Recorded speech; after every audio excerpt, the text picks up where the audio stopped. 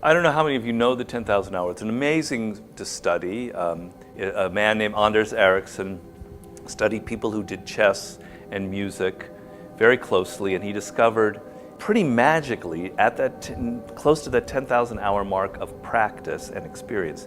So for chess, that means all the hours of practice, reading about chess, and playing games.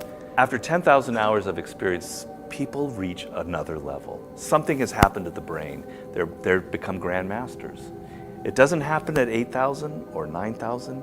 It can happen at 9,950 or something like that, but pretty close there. That is really interesting. And so he's found the same thing in music, and then he goes back and he finds that in other areas, like in sports, etc. So that means that at that mark, the structure of the brain has physically altered. And I can explain that, and he can explain that as well, why that happens. But the point isn't merely counting the numbers. That's the problem people have. They think, oh, wow, if I just have 10,000 hours, I'm going to be Einstein or Steve Jobs. No, it's not that. It doesn't work like that. It's not just the number of hours, it's the quality of the hours. So number one, it's the intensity.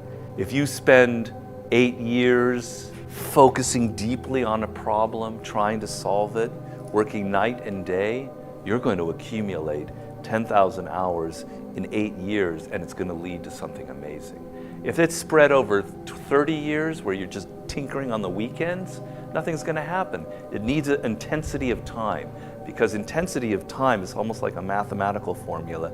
Those connections that happen in the brain at 10,000 hours, they're going to start happening really quickly. Whereas if it's spread out over time, you don't have all of that energy. You forget things. They slip from your memory, from your long-term memory.